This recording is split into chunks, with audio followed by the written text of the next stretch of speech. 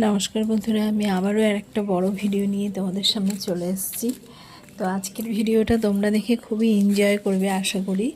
কেননা আমি আমার বাপের বাড়িতে গিয়ে আমাদের যে সবজির ক্ষেত আছে, মানে জমি, সেই জমিতে আমাদের সবজি লাগানো হয়।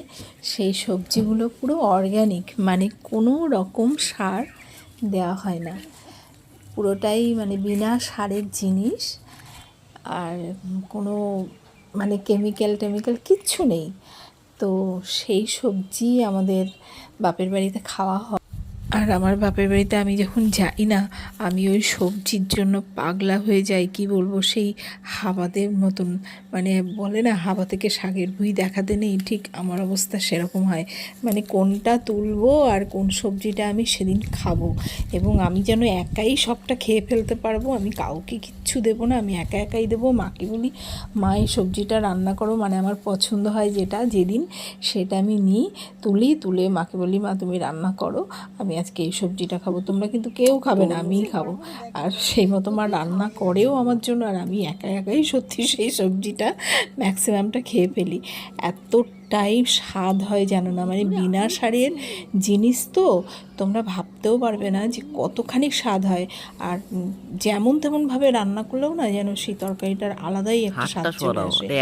তো এত মানে ভালো লাগে সবজি, এই বিনা সারের জিনিস। আর আমরা এখানে কলকাতায় কোথায় পাবো বলো বিনা সারের জিনিস? আমরা তো সার দেয়া কেমিক্যাল কত কিছু না মেশায়, রঙও মেশায়, মানে সবজির গায়ে কালারটা ভালো দেখানোর জন্য।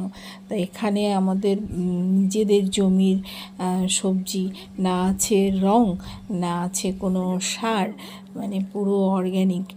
তো আর নিজেদের জমিতে যখন তুমি যাবে না, মানে এরকম সবজি দেখলে না তুমি তোলার জন্য পাগল হয়ে যাবে, এত ভালো লাগে। আমাদের এখান থেকে আমার মাসি টাসি বা আমার মাসি মেসো তারপরে মাসি মেসোর ছেলেমেয়েরা যদি যায় না, ওরা গিয়ে যে কি করে, ওরা মনে হয় কি পাগলা হয়ে যায়। আমার মাসি মেসোই পাগলা হয়ে যায় সবজি তোলার জন্য, মানে আর তুলে নিয়ে মনে হয় কি সবই ওরা নিয়ে চলে আসবে, এরকম আসেও অবশ্য নিয়ে। তো এত ভালো হয়। তো আজকে আমি সেই জন্য ভাবলাম যে তোমাদের আমি সবজি তুলেছিলাম, যেদিন লাস্ট আমি গেলাম বাপের বাড়িতে প্রচুর সবজি তুলেছিলাম। তো একটা ভিডিওর মধ্যে তোমাদের সব সবজি তোলা দেখাতে পারলাম না, ভিডিওটা অনেক বড় হয়ে যাবে। এমনিতেই বড় ভিডিও করছি যদিও, তবু আরও বেশি বড় হবে। তো আমি চেষ্টা করেছি এটাকে 2 পার্ট বা 3টে পার্টে তোমাদেরকে দেখানোর জন্য।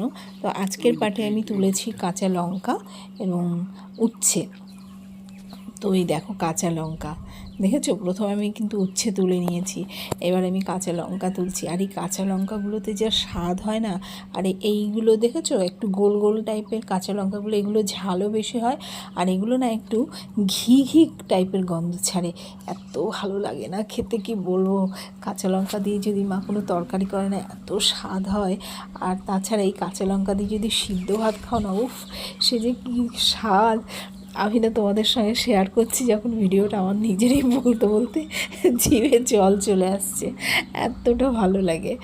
আর এই মাঠ ঘাটের মধ্যে গিয়ে সবজি তুললে কতটা আনন্দ যে হয় না, আর পুরো প্রাকৃতিক ব্যাপারটা, চারিদিকে সবুজ, হ্যাঁ, মানে দেখতেও খুবই সুন্দর লাগে। আর পাশাপাশি দেখবে মানে এত পাখি থাকে, মানে মাঠে গাছ আছে সবজি, তারপর আশেপাশে প্রচুর গাছ আছে, আমাদের নিজেদেরও গাছ আছে, কত বাগান আছে।